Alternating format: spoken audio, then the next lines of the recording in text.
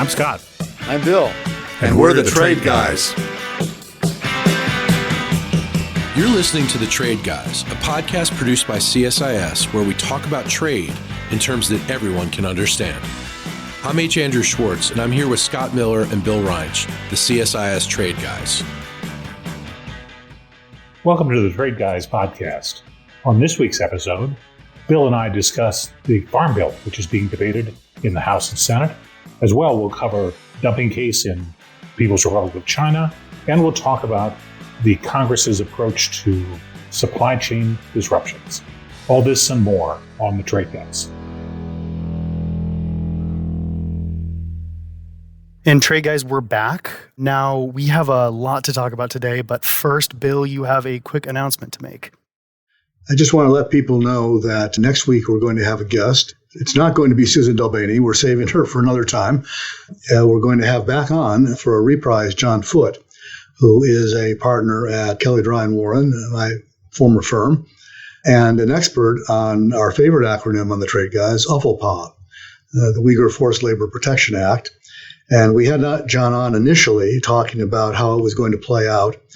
And we wanted to have him back now that we're 2 years into enforcement of it, almost exactly 2 years, to talk about what happened and what's going on and provide the latest. And part of the context of that, I think, will be a recent investigation that Senator Wyden, the chair of the Senate Finance Committee, has flagged, suggesting that a number of automobile companies, including most notably Volkswagen and Jaguar Land Rover, have been receiving parts and components that were apparently made with forced labor.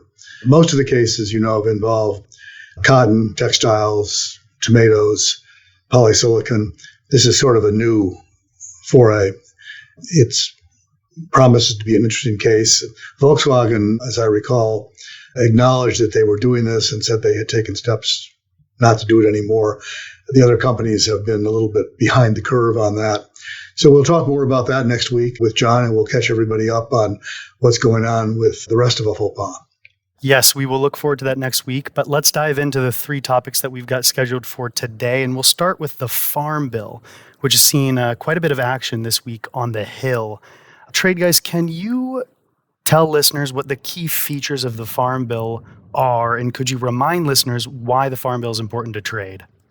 Well, we're not going to do the whole Farm Bill because we're the Trade Guys after all. So we're only going to do the trade part of the Farm Bill, which is not insignificant, but not the biggest part either. Farm bills tend to be controversial, but they tend to be controversial not always in a partisan way. If you look back in history, they didn't used to be partisan. And the reason was in the 70s, 80s, and even into the 90s, there was a deal cut or an implicit deal cut in which Democrats from urban areas agreed to support the crop subsidies and the real ag part of the bill.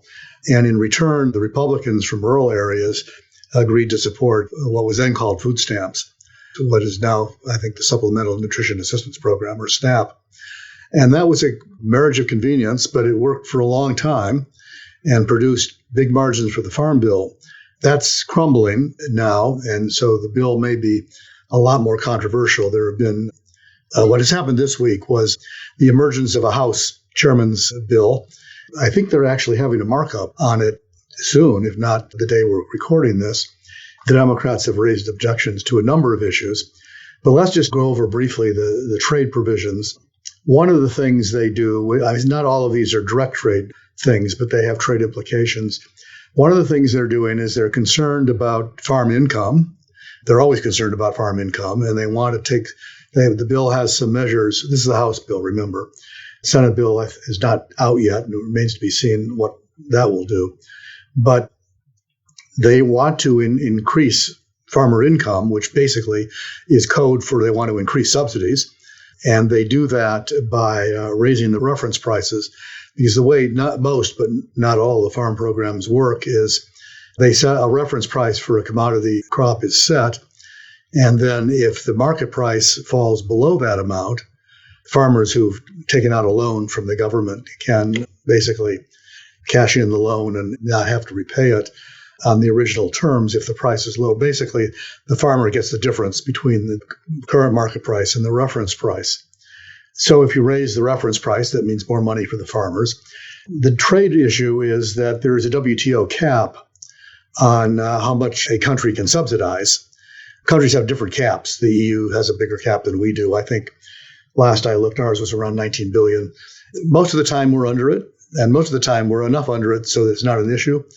If you start talking about more money for the farmers, that means bigger subsidies. So it raises the question of whether maybe we won't be under the cap, which would create a WTO issue and more relevant, a retaliation issue. I haven't seen any numbers on or any estimates on what the increased reference prices would lead to in terms of amounts having to be paid out, but we'll see. A little wrinkle there, too, is that the bill proposes to pay for that by taking money out of a fund that's part of the Commodity Credit Corporation, which, coincidentally or not, is exactly the fund that Trump used to compensate the farmers who lost money because of his 301 tariffs in 2018 and 2019. You recall the Chinese retaliation to the Trump tariffs hit agriculture. We lost a lot of soybeans, among other things. And the Trump response, digging the hole deeper, rather than to correct the problem by removing the tariffs, it was to pay off the farmers. And so they want to use the same pot of money this time around to pay off the farmers again, although for a different reason. So that's one thing. They have also proposed substantial increases in the trade promotion funding, which consists of more money for the market access program, which I guess would be doubled, and the foreign market development program. Apparently, when they were talking to their members about what was really important, this was like the top item for a lot of farmers. We really need to promote overseas markets. And we've talked a little bit about this in the past because we've now slipped into deficit in agriculture after years of surplus. And I think the farmers, even more than ever before, are focused on how to get back to surplus and how to increase agriculture exports, which really are win-win. I mean, they're good for our deficit, they're good for the farmers, they're good for the economy. And more trade promotion, I don't think that one's going to be controversial, but it's an important element. They are also wading gingerly into cheese. We can have some fun with this, Scott. They're getting into the geographical indications debate. For those of you that are not wonks, geographical indications are the term that is used to refer largely but not entirely to European rules that say, for example, that you can only label your cheese as Parmesan if it comes from Parma in Italy. The Greeks argue that you can't call it feta unless it comes from Greece. The Bulgarians disagree with that, but that's a separate issue. Asiago, the same thing. And so the bill provides some direction to the government, which would be, I think, USTR as well as USDA in this case, to push back on this and to insist that we ought to be able to call our Parmesan cheese. If the administration actually does anything with it, this is going to create a monumental fight with Europeans who guard their geographical indication zealously. But the House bill is wading into it. They also want to rearrange the climate funding in the Inflation Reduction Act, the IRA, which set aside $20 billion for sort of creative climate funding that had some guardrails in them. And what the House bill would do is basically remove the guardrails, move the $20 billion into the Farm Bill rather than the IRA, and let farmers use it for some, I think, probably best put as non-climate related purposes. I think that will be controversial with the Democrats and with climate activists. It's a small piece of the IRA. And finally, they've made some changes in food aid that will be controversial as well. In that sense, they're going back to the way that we've done it in the past, and that is, in the distant past, food aid has been used to be tied to American crops. So food aid meant we were going to ship them American soybeans, American wheat, American corn, American rice. That led over time to complications in the program. They also wanted them shipped on American ships, which we know is a limiting factor because there aren't that many American ships. And it slowed down food aid and actually limited how much food could actually be provided. So a while back, the rules were changed to permit basically to change food aid, or at least some of the food aid, from being focused on U.S. commodities to allowing basically USAID, which implements this program, to basically use money. So an example is Haiti, for example, where getting food aid into Haiti, particularly under current circumstances, is exceptionally difficult because of the situation there. And what the current rules permit is the USAID could basically provide cash that would permit purchase of Haitian crops. In other words, food grown in Haiti to account for part of our aid going there. That would not distort local food production as imports do. It actually would promote local food production, which I think is always a good thing. But this bill would move back in the other direction, back in the direction of requiring the agency to ship more food through actual U.S. crops. That will be resisted, I think, by the aid community and will be resisted by activists as for the same reasons it was changed before, as slowing down food aid and actually diminishing the amount that can be provided at a moment when there's a lot of need out there. So those are the issues. It's going to be a while before any of these things get settled. This bill's got a long way to go. It was supposed to be done by last September, so you can see we're already well past the deadline. We will now see if it gets done by this December, or if what is more likely, I think, the final stages roll over into the inevitable lame duck session. It's an interesting time to be doing a bill like this. And Bill's right about the elements of controversy. I just wanted to underscore the importance of trade to agriculture in America. There's roughly $400 billion of total trade in agricultural products. And it's reasonably balanced, and we import things that we don't grow or produce here. So wines and spirits, for instance, or tropical products like coffee is part of what is imported. The exports are very important to farm country. And I think one of the troubling aspects is farm incomes are down versus 2 or 3 years ago and versus the previous farm bill. So I think given that costs are also higher, principally driven by essentially energy costs drive all farm costs as a rough proxy. So it's rough out there. I think the farmers are pretty vocal about it and are looking for some relief. There are constraints on the relief. And as Bill pointed out, we no longer have the structural bipartisanship that was true for maybe 50 years when the nutrition programs were paired with the farm support programs. But never underestimate the ability of Aggies to count votes. They're the best, in my view, of any sector of the economy when it comes to moving bills, particularly on the House side. It can be frustrating, though. It does not appear, at least from what I've read, to be anything new in the House bill about one of my least favorite programs, which is the sugar program, which is probably the most protectionist agriculture program that we've got. But I'm glad they're working on trade barriers. There are a lot of them. A lot of them are technical.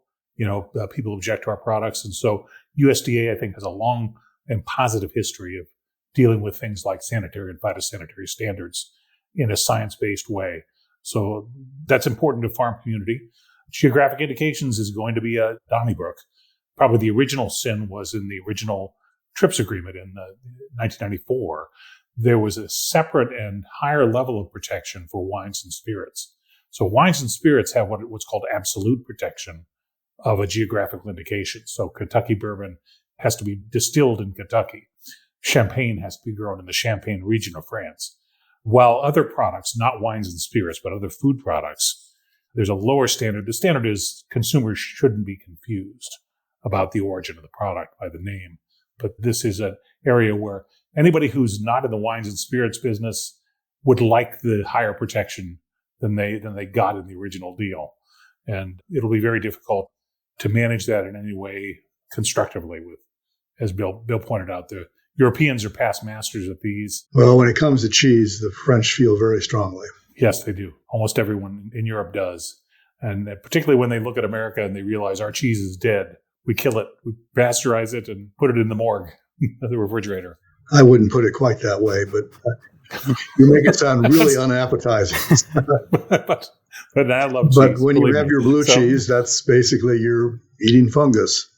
Mold. Yeah, Mold is a better word. But in any case, this will be worth watching. But it's nice to find a pro-trade group on the Hill, however small it might be. If farmers are for trade, that's probably a good thing. They don't have a lot of company these days. All right, trade guys, we will move east from farm country, or probably west might be closer, over to China, where they've just launched a new anti-dumping investigation. Could you tell us what these probes are about? And could you answer why the PRC is hitting the U.S. and its economic partners with probes now? Well, the probe, the investigation is on something with a very long name, polyformaldehyde copolymer.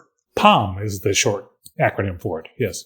Like the drink, for short. The drink, I think, does not contain any of these things because these are mostly industrial plastics that go into automotive parts, appliances, machinery, some medical devices, sports equipment.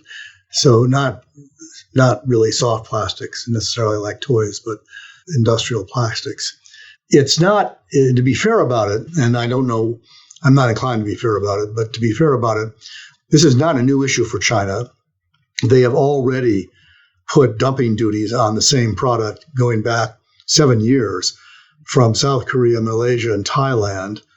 And now they have opened investigations on the same product from the EU, the US, Japan, and Taiwan, interestingly. And they did it just less than a week after the president came out with his China 301 tariffs that we've been talking about. So, on the one hand, they may not be making it up because, they've already got dumping duties on this product. On the other hand, it's relatively easy to conclude that the timing is a bit suspicious. There's always been speculation about Chinese retaliation. They always retaliate. I think when we talked about this last week, I predicted where they would retaliate, and to my chagrin, I didn't predict this. But there's history here. I mean, they did the same thing with General Motors.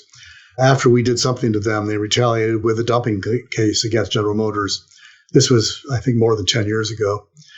Lo and behold, when the case was finished, and their law is not that different from ours, it takes them about a year to investigate, and they seem to be following the rules, at least so far, on this one.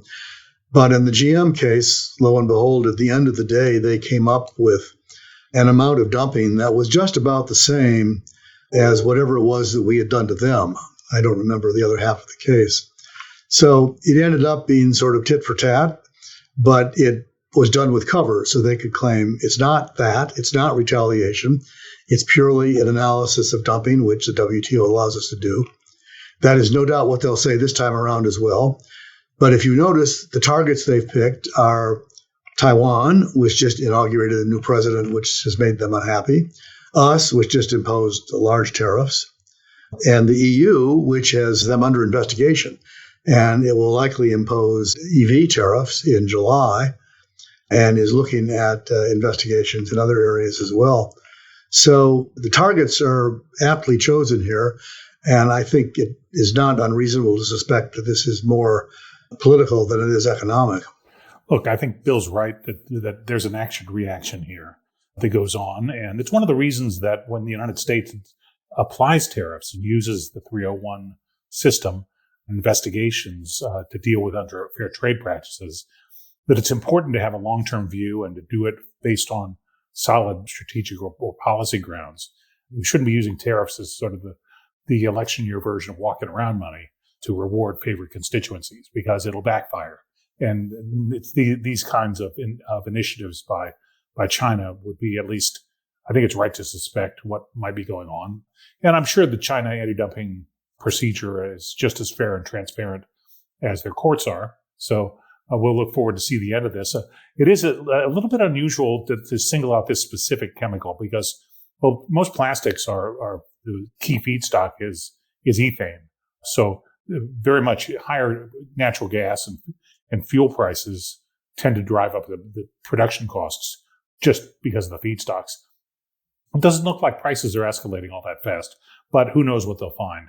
And plastics like steel is never a single thing. There's very specific gradations and types and functionality of products that make it a favorite of dumping law, but it's hard to figure out exactly what the outcome might be. I think I can safely predict the amount of dumping that they find, and they will find dumping, and the amount they'll find will probably roughly total around $18 billion, which would be the amount of our tariffs. Plus, if the EU has put in an electric vehicle tariff, by the time they finish this, they'll probably add that on as well. So we can look forward to that.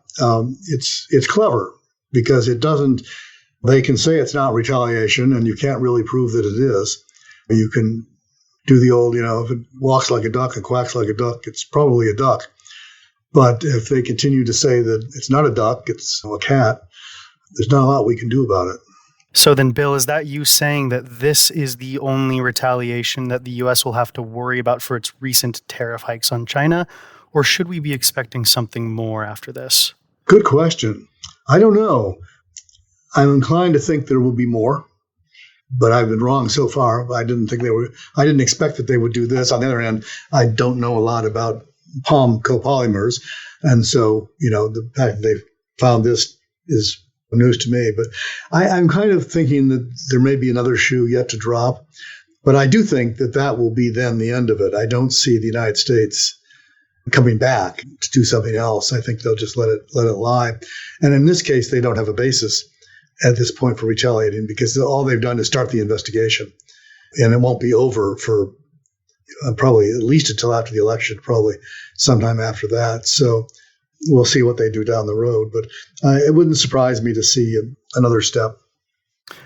Well, for what it's worth, I did not predict palm either, but we can move on to our last topic here, and that's government involvement in supply chain resilience planning. And Scott, I know you had a lot to say about this, so I'm just going to give you the floor here. What's going on?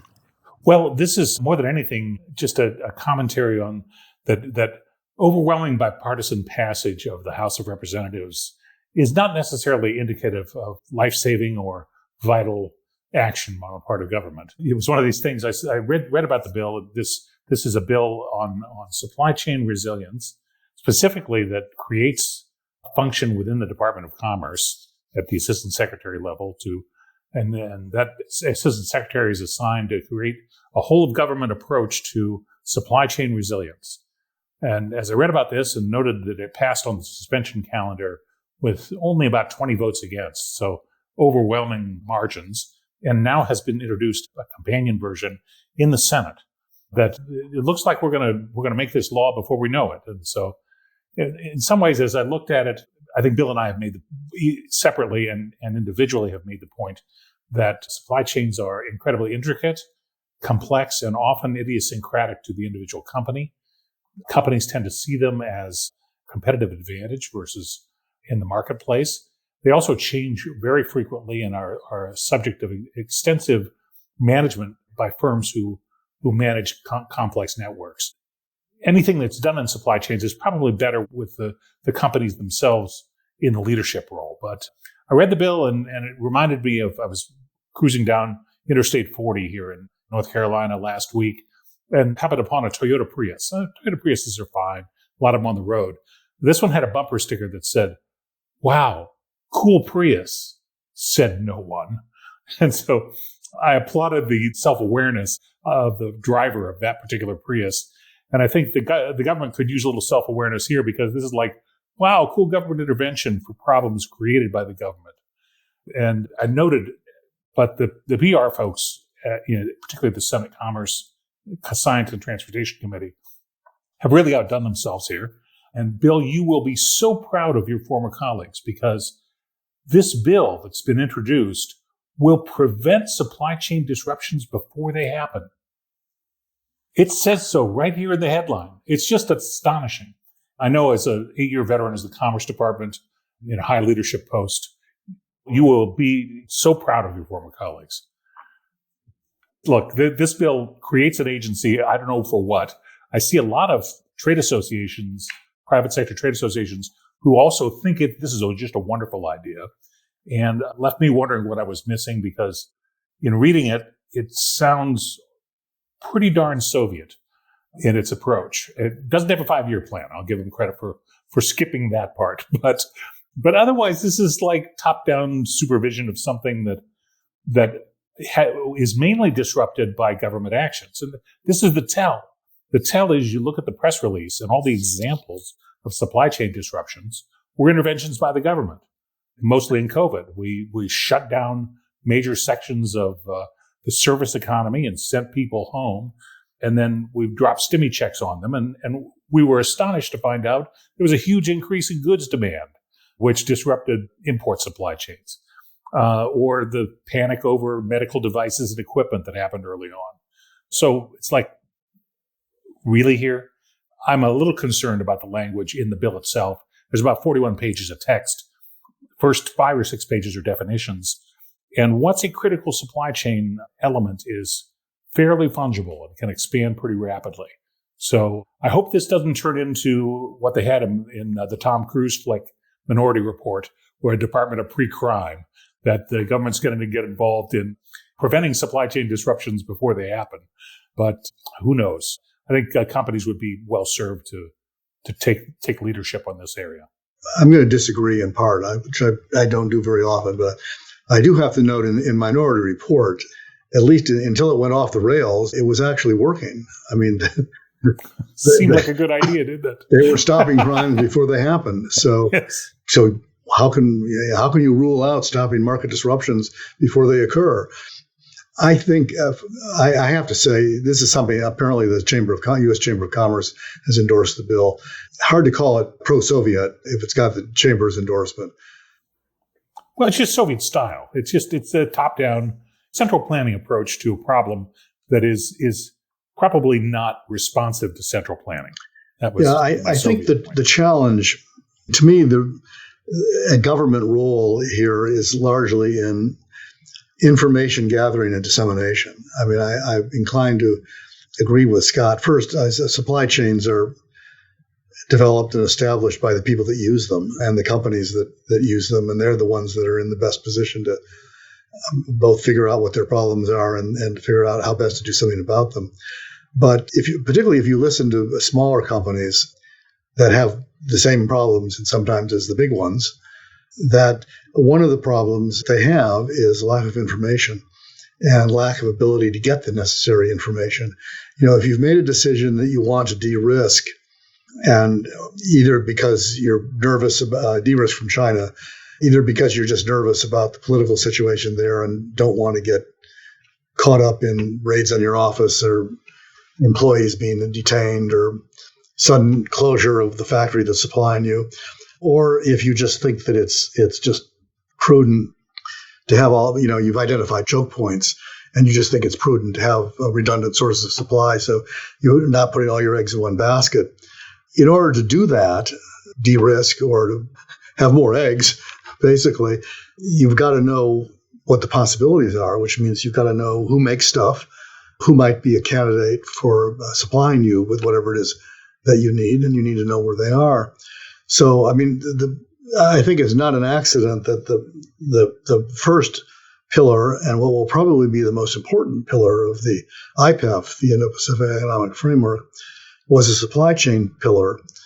And it's largely oriented toward what I was just talking about, which is how do we get those parties to share more information about what their assets are and what they're doing.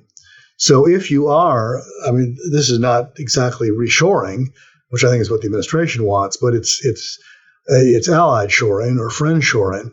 So if you're a company that wants to develop a supplier that is not Chinese, what Pillar 1, once it's up and running, is supposed to do is give you access to information about who else makes that, whatever that is, in Malaysia, in Vietnam, and Philippines, or, wherever in the IPEF territory.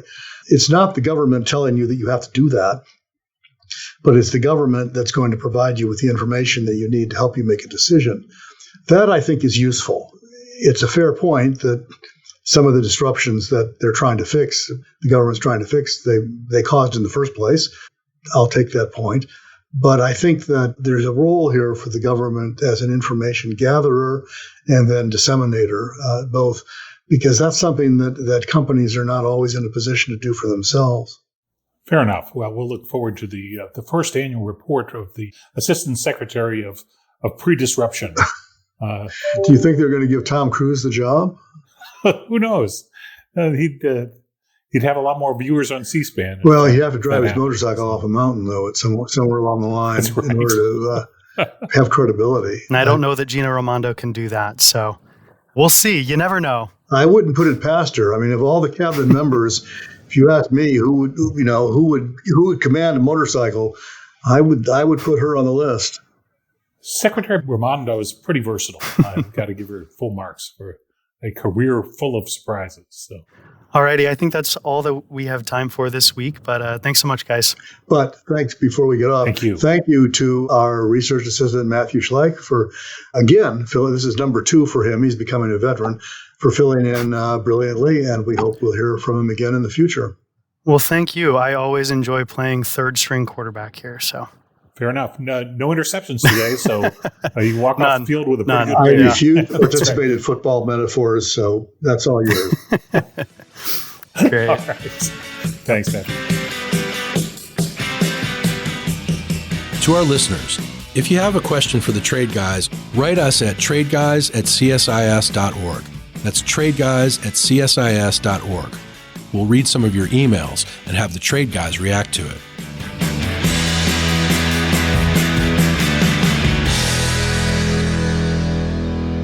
You've been listening to The Trade Guys, a CSIS podcast.